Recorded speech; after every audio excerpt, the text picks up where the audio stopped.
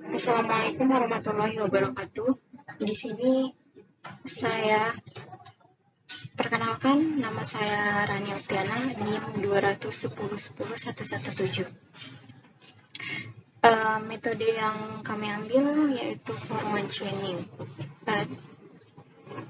Dan judul Sistem Pakar Diagnosa Penyakit Mata pada Manusia. Sebelumnya saya ingin menjelaskan terlebih dahulu tentang apa itu mata. Mata adalah suatu panca indera yang sangat penting dalam kehidupan manusia, yang digunakan untuk melihat. Jika mata mengalami gangguan atau penyakit mata, maka akan berakibat sangat fatal bagi kehidupan manusia. Jadi, sudah seharusnya mata merupakan anggota tubuh yang perlu dijaga dalam kesehatan sehari-hari. Menurut Wilson, Kursin 2008, Kusrini 2008 menyebutkan bahwa for one chaining berarti menggunakan himpunan atau kondisi aksi.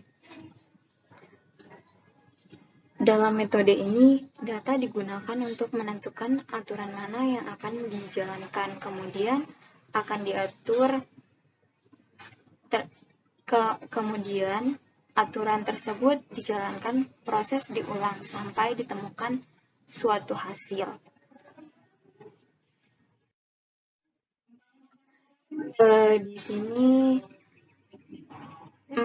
Di sini pengkodean yang diperoleh saat Known-Learned Actualization.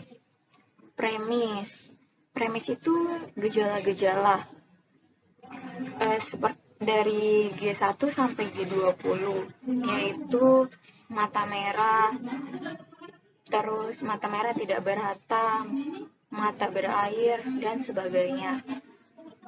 Subgonalnya itu penyakit-penyakit ya dari P1 sampai 6, yaitu ada beberapa, diantaranya epsiletris, konjungtivitas, kreativitas, skleritis, herdrum, dan yang ke P6 itu ada uveitis.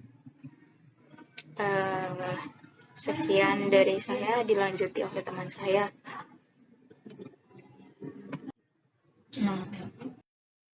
Perkenalkan, nama saya Gus Yudi Gita Kartika Salanti, NIM 2101119. Di sini saya melanjutkan materi yang dibawakan oleh teman saya. Untuk yang pertama itu rule yang ada di Know Base. Yang pertama, R1 sama dengan F, G2, N, G8, N, G10, N, G13, Ten, P1. Yang selanjutnya, R2 sama dengan F1, G1, N, G3, N, G6, N dalam kurung G7, or G10, N, G12, P2.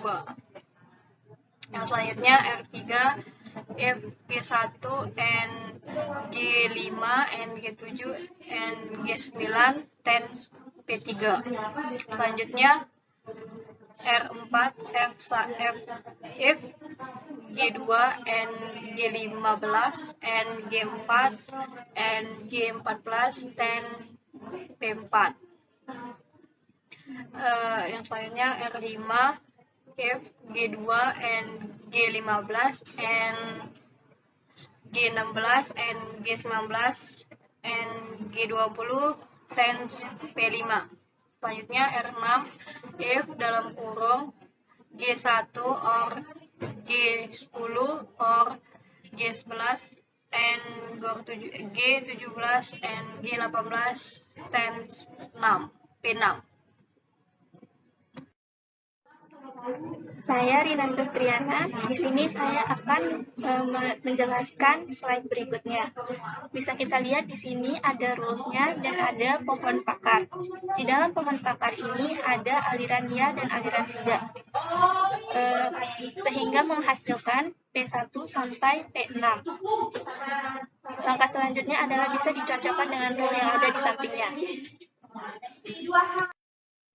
Baik, saya akan melanjutkannya.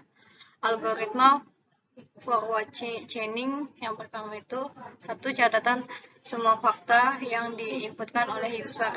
Dua, catat semua rule yang bagian premise-nya menggunakan fakta yang sesuai ke dalam query key. 3, sampai tidak ada rule pada key. A. Analisa rule pertama pada key. B. Jika premise tidak terpenuhi, hapus rule dari key dan kembali ke A. C. Jika premise terpenuhi, eksekusi rule, catat konklus dari rule, cari rule yang menggunakan konklusi tersebut sebagai premise. Jika rule belum ada key, catat rule tersebut meskipun premise tidak sepenuhnya terpenuhi. Selanjutnya, hapus rule awal dari key. 4. Konklusi akhir diperoleh.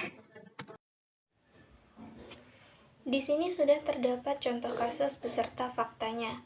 Faktanya adalah Yudi memiliki beberapa gejala ini pada matanya, yaitu G2, G3, G6, G7, dan G11.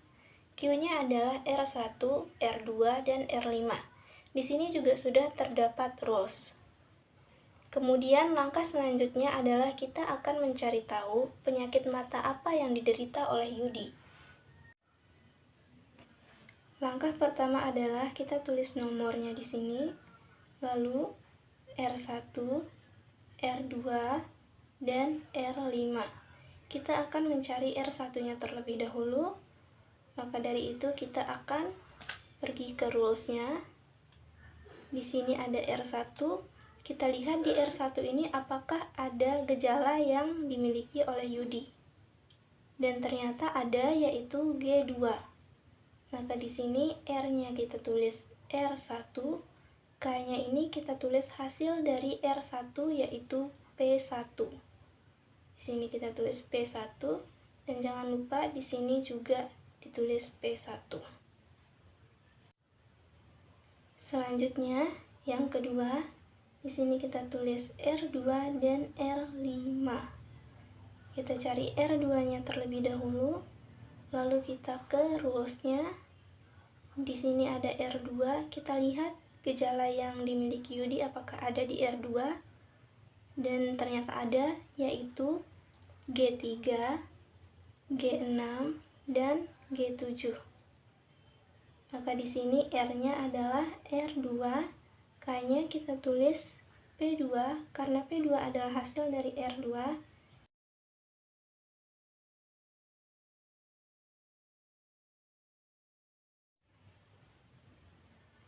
Yang terakhir adalah R5. Kita ke rules-nya. Di sini ada R5, kita lihat apakah ada gejala yang dimiliki oleh Yudi berada di sini. Dan ternyata tidak ada. Maka di sini R-nya R5 dan K-nya tidak ada.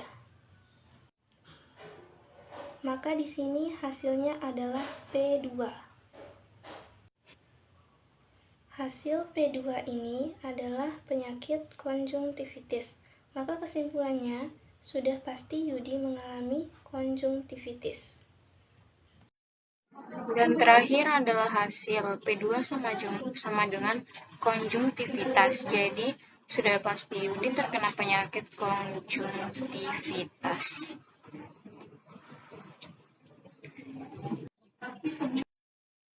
Sekian dari kelompok kami. Wassalamualaikum warahmatullahi wabarakatuh. Terima kasih.